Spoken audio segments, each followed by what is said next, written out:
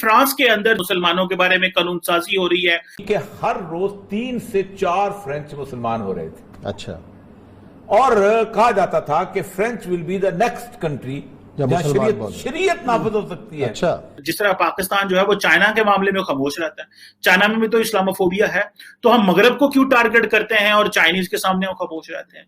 हम इंडिया को तो टारगेट करते हैं लेकिन चाइना के सामने हम खामोश रहते हैं। इस इतने बड़े इशू के ऊपर पाकिस्तान, आपको पता है कि 88 चैनल है पाकिस्तान के, कोई एक बोला या अभी फ्रांस के अंदर फैशन शो आ रहा होगा ना तो इनकी लीडें लगी होंगी, लगती शर्टें बेच के, 3 जुराबें बेच के, 5 शूज बेच के तुम्हें तौकीर मिल जाएगी।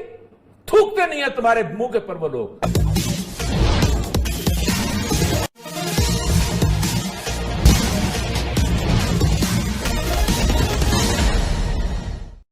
अभी हाल में ही फ्रांस ने अपने यहाँ एक ऐसा कानून बनाया है जिसका मकसद धार्मिक कट्टरवाद पर रोक लगाना है। पिछले साल यूनाइटेड नेशन में अपने भाषण के दौरान इमरान खान ने इस्लामोफोबिया की बात करते हुए यह कहा था कि विश्व इस्लाम धर्म की कट्टरता से बेवजह परेशान है। दरअसल इस्लामोफोबिया की बात करके जबकि दूसरे मुस्लिम देश इस पर खामोशी अख्तियार किए हुए हैं, इमरान खान का मकसद मुस्लिम देशों का चौधरी बनना था, पर हुआ उसका उल्टा। धार्मिक कट्टरपंथ, दहशतगर्दी के कारण पाकिस्तान जो पहले से ही बदनाम था, इस्लामोफोबिया की बात करके इमरान खान ने उस पर मुहर लगा दिया। इस संबंध में कुछ और चर्चा इस वीडियो के ब्लॉग के अंतिम भाग में करेंगे। उसके पहले आइए सुनते हैं कि पाकिस्तान के मशहूर एंकर कमर चीमा और औरिया मकबूल इस संबंध में क्या आगे कहते हैं। फ्रांस जहां नई कानून साजी हुई है और इस कानून के बाद फ्रांस के हुकाम को, जिसके मुताबिक घरों में जो मुसलमान बच्चों को कुरान की तालीम दी जा रही है उस पर भी चेक होगा क्या पढ़ाया जा रहा है। मदारस के अंदर, स्कूल्स के अंदर जितने इस्लामिक सेंटर्स हैं उनके अंदर भी एक ऐसी जो है निगरानी, कड़ी निगरानी होगी और जो रियासत मुकर्रर करेगी वो पढ़ाया जाएगा। क्या वाकई ही पाकिस्तान की इस बहस का पाकिस्तान को फायदा हो सकता है? पाकिस्तान इस्लामोफोबिया की बात करेगा तो उससे क्या हो रहा है कि उससे मगरब के साथ पाकिस्तान का खिंचाव पैदा हो गया है। अभी देखें कि फ्रांस के अंदर जब वहां पे इस तरह की स्टेटमेंट्स आई और मुसलमानों के बारे में कानून साजी हो रही है, तो जब इस तरह की इमरान खान साहब बात करते हैं तो बेसिकली इमरान खान साहब ने पाकिस्तान को, मैं ये समझता हूं, उसका फायदा होने की बजाय नुकसान हुआ है। क्योंकि देखिए जो अरब ममालिक हैं, जो मुस्लिम ममालिक हैं, वो तो इस्लामोफोबिया की बात ही नहीं करते, वो तो इसको डिस्कस ही नहीं करते। जबकि इमरान खान साहब जो कि पहले ही उनका जो एक स्टांस है यूरोप और अमेरिका में, वो उनको एक जो उस पाकिस्तान के फॉर्मर प्रेसिडेंट और डिक्टेटर थे मुशर्रफ साहब, वो कहा करते थे ये बगैर दाढ़ी के तालिबान है। इमरान खान साहब को तालिबान खान भी कहा जाता रहा और बहुत कुछ कहा जाता रहा। तो एक उनका जो इमेज है मगरब में को इतना उस तरह वो पॉजिटिव नहीं ले रहे। बहुत सारे लोगों से बात भी की है इस हवाले से और उन्होंने यही कहा है कि जिस तरह पाकिस्तान जो है वो चाइना के मामले में खामोश रहता है, चाइना में भी तो इस्लामोफोबिया है, तो हम मगरब को क्यों टारगेट करते हैं और चाइनीज के सामने हम खामोश रहते हैं? हम इंडिया को तो टारगेट करते हैं लेकिन चाइना के सामने हम खामोश रहते हैं। सो पाकिस्तान के जो प्राइम मिनिस्टर साहब है इमरान खान साहब को, उनको अगर तो इस्लामोफोबिया की बात करें तो आप इन सबका नाम लें। जब आप सिलेक्टिवली नाम लेंगे तो वो कहेंगे ये आपका क्या तरीका कार है, जो चाइना में मुसलमानों के साथ हो रहा है उस पर तो आप नहीं बोलते।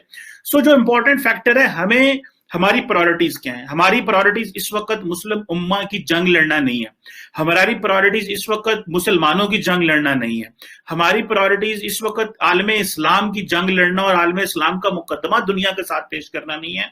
वजह यह है, आपने डॉक्टर हमीदुल्लाह साहब से कोई मुलाकात नहीं हुई, बड़े बला के आदमी थे।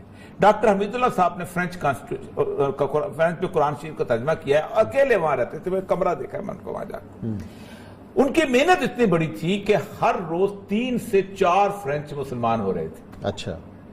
और कहा जाता था कि French will be the next country जहां शरीयत नाफिज हो सकती है। अच्छा। ये बकायदा वो जो सर्वे था पीयू का 2007 में आया था कि यूरोप में पहला मुल्क ऐसा है फ्रांस कि जहां किसी न किसी दिन शरिया लॉ नाफिज हो जाएगा। कितनी तेजी से मुसलमान बढ़ रहे हैं। 3 से 4 लोग रोजाना, 50 लाख की इस वक्त तादाद है मुसलमानों की वहां पर। 50 लाख। और सबसे बड़ी बात यह है कि वो शहरों में कंसंट्रेट करते हैं और शहर जिसके पास हो वही होते हैं। 5 मिलियन मुस्लिम। अच्छा, इन कवानीन के बाद क्या होगा? अच्छा, और कानून में सिर्फ इस्लामिज्म ने इस्लाम को टारगेट किया कि निकालो फ्रेंच एम्बेसडर को। यार देखो तुक है लेकिन नहीं जाएंगे। वो भी 20 अप्रैल तक इमरान खान भी मोहलत लेके बैठा है, क्योंकि उसके इर्द गिर्द भी कुछ क्रोनी रहते हैं कि जिनके पेट में रसूलुल्लाह सल्लल्लाहु अलैहि वसल्लम के नाम के साथ इतनी तकलीफ उठती है कि उन्हें अल्सर हो जाता है। ना जुबान का भी अल्सर होता है, और चूंकि बोल सकते नहीं है तो पेट का अल्सर तो उन्हें जरूर होता है। कहें फ्रेंच पैसे चला जाएगा, हमारी जनाब बरामदात में कमी आ जाएगी, हमारा फलां में तुम्हारी तुम पे सूद की लानत वैसे बरस रही है, तुम पे कर्जों की लानत वैसे बरस रही है, तुम दुनिया में जलील और रुसवा वैसे तुम हो, और तुम समझते हो कि तुम इज्जत हासिल कर लोगे 4 शर्टें बेच के, 3 जुराबें बेच के, 5 शूज बेच के तुम्हें तौकीर मिल जाएगी। थूकते नहीं है तुम्हारे मुंह के ऊपर वो लोग। एक बूढ़े के ऊपर 5 नौजवान हो तो सोसाइटी अच्छी होती है, वहां 2 बूढ़ों के ऊपर 3 नौजवान रह गए हैं, और मुसलमान तो कहते हैं नहीं हम तो बच्चे पैदा करेंगे। वो उनके ये अब मसला यह है कि इस इतने बड़े इशू के ऊपर पाकिस्तान, आपको पता है कि 88 चैनल है पाकिस्तान के, कोई एक बोला या अभी फ्रांस के अंदर फैशन शो आ रहा होगा ना तो इनकी लीडें लगी होंगी, लगती। अभी फ्रांस के अंदर ये फलाना जो आज है ना कि उसको पकड़ा गया था सदर जो है वो उससे मेड के साथ हरकतें करते हुए, इनकी फर्स्ट लीड बनी होगी। लेकिन इतना बड़ा इशू हो गया उम्मत मुसलमान का, कोई नहीं बोलेगा। उस शहर में रहते रहे हैं, उस मुल्क में रहते रहे हैं, और फिर ये कहते हैं सैयदुल अंबिया से मोहब्बत है, हमें उनसे अकीदत है। डूब मरना चाहिए इंसानों को।